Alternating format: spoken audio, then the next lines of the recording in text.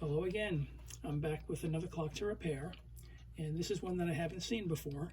I found it at a local thrift store. They were asking $8 for it, so I had to get it. On the front, it says United, and the fine print on the bottom says United Clock Corporation, Brooklyn, New York. And when I turn it over to the back, it also reads the United Metal Goods Manufacturing Company of Brooklyn, New York. And this is model number 59. This one runs, but it's very noisy, and I'll plug it in and try to show you just how loud it is. Hopefully you can hear it.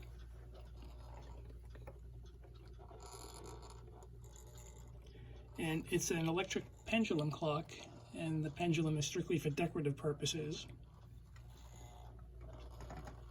Let me unplug it. In looking up the history of this company, I found the same clock on eBay, and the description of it says that it runs but it's noisy, and he couldn't figure out how to change the time. And the price with shipping for that one was $66. But I did find out some history of the company, and I'll just read to you what I found. It's the United Clock Corporation of Brooklyn, New York. It started business in 1931 by Abraham Levy, who remained as president until his death in 1961. After that, Dr. Harold Levy became president, and I'm assuming that's his son. It was a division of United Metal Goods Manufacturing Company, and the company specialized in novelty clocks. There were hundreds of different types and styles made over the years, almost all of them electric. They manufactured the entire clock, including the electric motor. Apparently, many companies bought their motors from outside vendors. At one point, they merged with or bought out the Sessions Clock Company, as some of their clocks are marked Sessions United. I'll get started by opening it up, finding out what kind of motor is in here, and see if I can get it to run more quiet. Just two little nuts here holding the back on. I'll start with that, and we'll see how we do.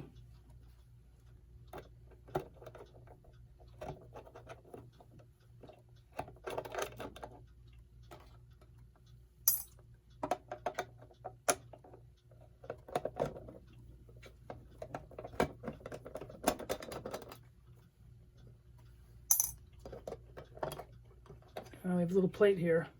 This is the set knob. I'm going to have to remove that, but I can show you that it does in fact work on this clock. So let me work on getting that off. As I try to figure out a way to grab hold of the stem under here to get off the set knob, I'm realizing if I just manipulate this plate, it'll come out. The hole is big enough to accommodate the knob.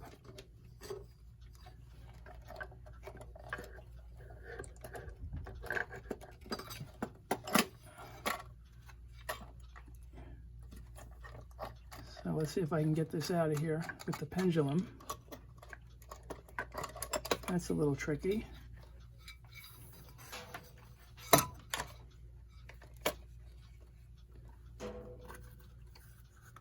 Let's see, we take this off.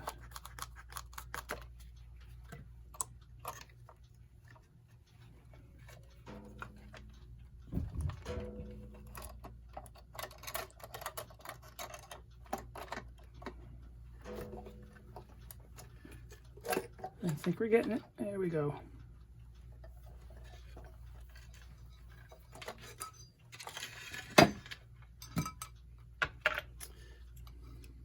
Okay. This is definitely one of my least favorite designs because it has what I like to call it's sort of like a screw gear. It runs like a thread, and these tend to give me a hard time, but we'll see how it goes. Let me take a closer look and I'll figure out the best way to undo it. I do see some bent tabs around the rim. Let me undo those first, and I'll remove the glass and the hands. So I'll start working on that and then we'll continue. But before I do that, I want to show one interesting thing I've noticed. It's hard to see, but there's a little stem behind the motor that comes up through the top, and it enters into this little round knob. And there's a little piece with a slot in it. And as this rotates, hopefully you can see it, it goes back and forth and causing that knob to spin. And that's what's causing the pendulum to move. So really kind of a clever design. Anyway, back to removing the rim. I've pried all the way around, but what I'm noticing is this pendulum is really in the way for handling this. So I'm going to remove it before I proceed further. Just a couple of screws holding it on.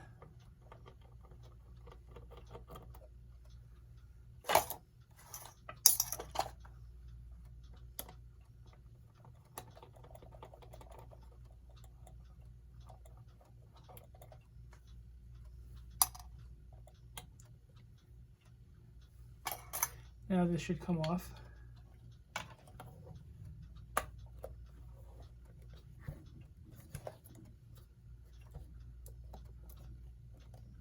Kind of tight.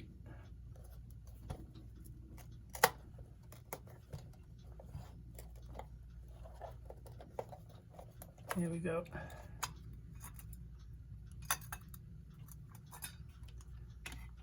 Okay. What I'm going to work on next is removing the hands. I'm going to try to pry them off. We'll see how easy it is.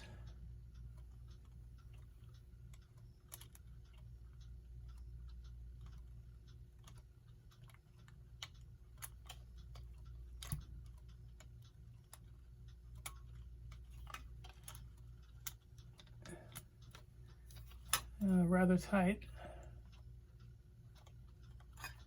I'm going to apply a bit of WD-40 here, let it soak in to loosen it up a bit.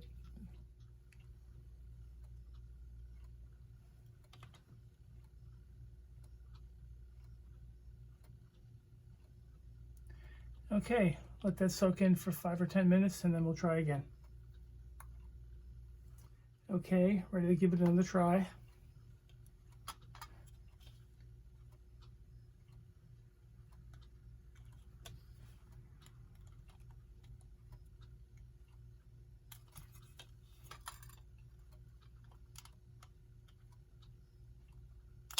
There we go.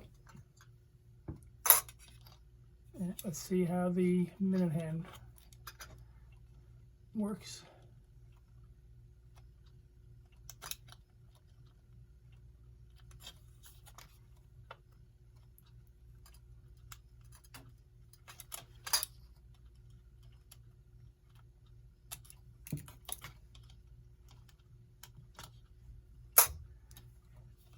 And let me just get some cardboard to protect the dial here. I don't want to scratch it.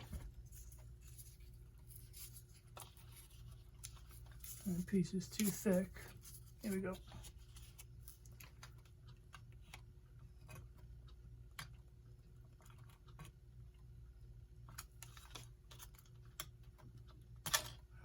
There we go.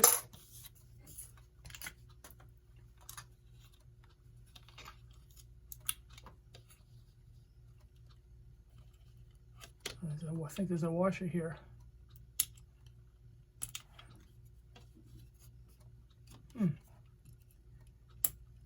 Let me take a closer look to figure out what's holding this on. I'll show what I'm seeing here. This washer seems to be very tightly affixed to the dial. I can't budge it. And this appears to be a paper dial that's attached to a metal plate. So I don't want to put any kind of a lubricant, a WD-40. I'm afraid of staining it.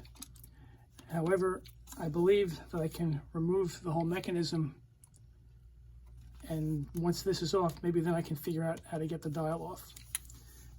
As far as the mechanism is concerned, a couple of screws, 1, 2, 3, holding this rotor onto the top of the gears. So let me remove this first. And I can also say this is very similar to a Sessions clock that I repaired a while ago. It was a ship's wheel clock. So I definitely see the connection when they say that this company either merged with or bought out the Sessions clock company. But for now, let me work on getting these 3 nuts removed, and we'll take it from there. The 3 nuts are removed. Let me lift off the motor, see what we have here.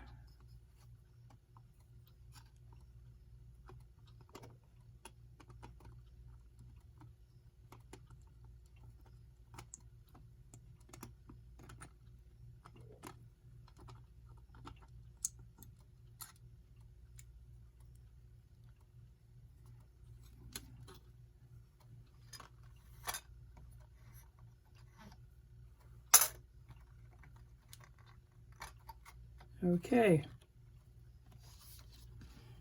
There's another set of nuts that are holding the gears into position. But before I get to that, what I want to do is plug this motor back in and see if that's what's making all the noise or if the noise is coming from the gears. I have it plugged in. I'll turn it on.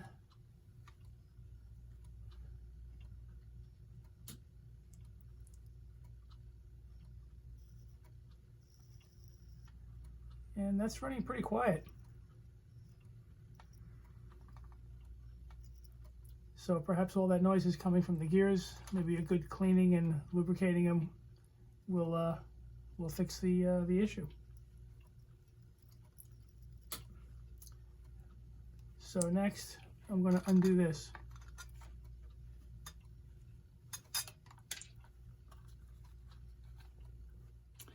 I've removed the 3 nuts holding this plate down. What I have to do now is just kind of tease this thing off and carefully try not to disturb the gears that are underneath it. So let me work on that, and once I have this removed, we'll continue. I've removed the nuts and loosened the plate. I'll show you what we got here.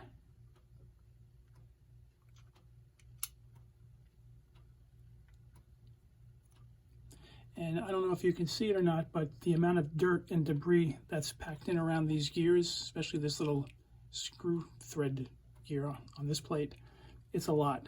I'll try to insert a photo that really shows it well, but this is going to need a real good cleaning. So I'm going to work on taking this apart, disassembling everything, and getting everything clean.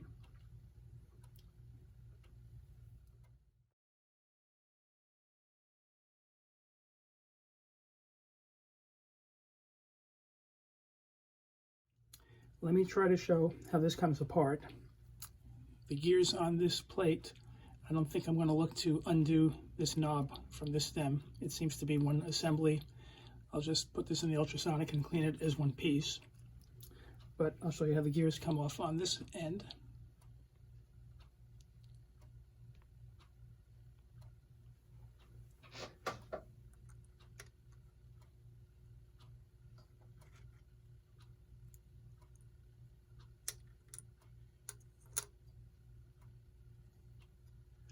And this is 3 pieces.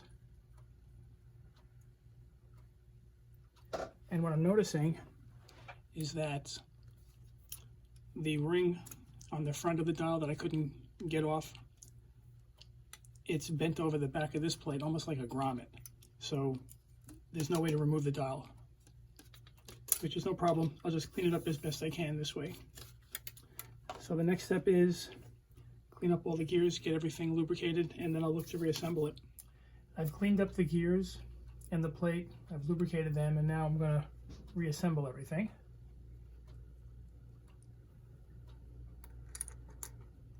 That goes there.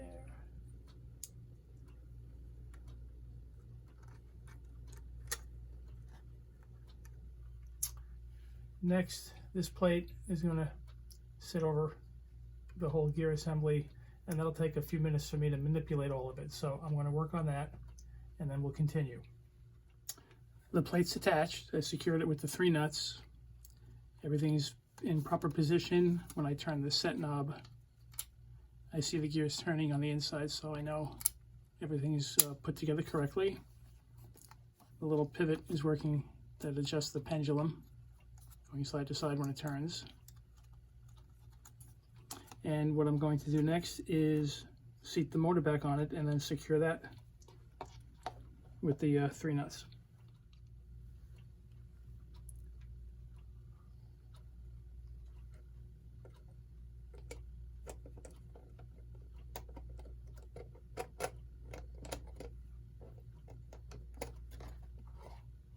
Okay, just have to secure this now with the 3 nuts. I've got the motor secured back onto the plate, and what I want to do next is plug it back in and see if it's running any quieter. Plugged in, let me turn it on.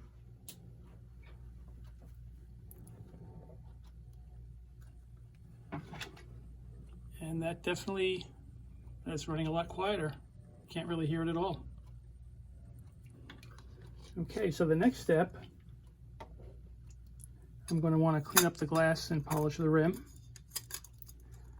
And then I'll work on the case, clean all the dirt off the wood, use some of my Restore Finish and my wax polish to get this shined up a bit. So I'll work on all of that, and then when I continue, it'll be to reassemble everything. But I almost forgot, first I have to put the pendulum back on.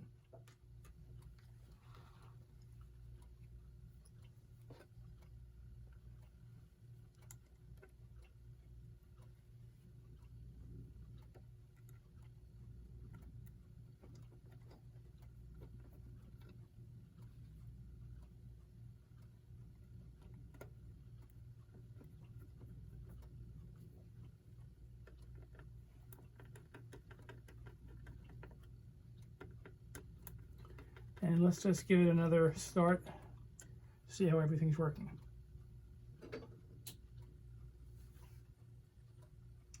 All right, now I can get back to cleaning up the rest of it.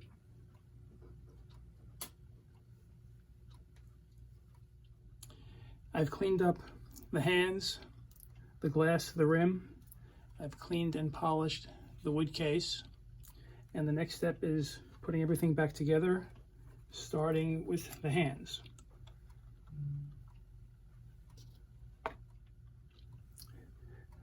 Start with the hour hand.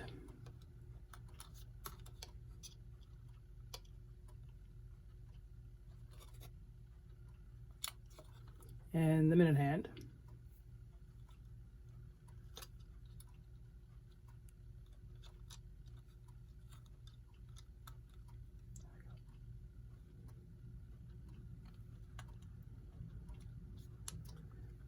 And the second hand.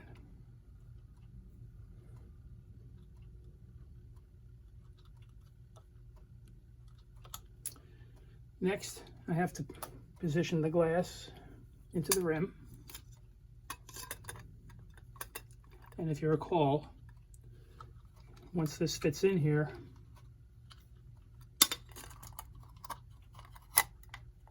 I have to bend the little tabs all around the rim here. So let me work on that. That'll take a couple of minutes, and then we'll continue from there. I've secured the rim back onto the plate. The next step is to insert this into the case.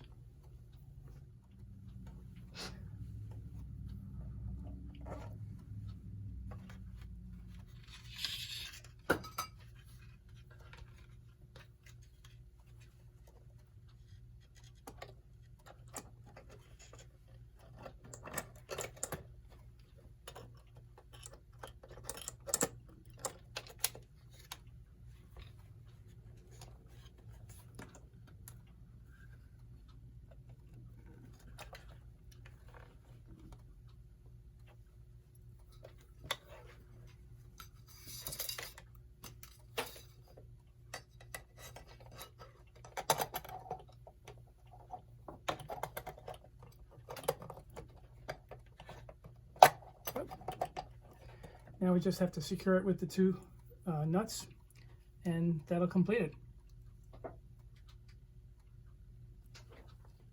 The screws are back in place. Everything's secured.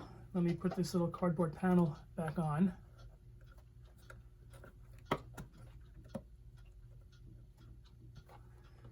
Next, I'll plug it in and check that it's still running and still quiet. I have it plugged in. Let me turn it on.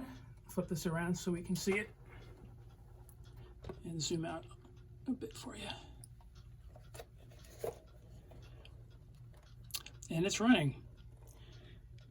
A United clock made by the United Clock Corporation of Brooklyn, New York, which was a division of United Metal Goods Manufacturing Company. I'm not sure what year it was made, but I'm thinking sometime in the 1950s. Anyway, I hope you enjoyed the video. That pretty much wraps things up. Hope to have another one soon. Bye for now.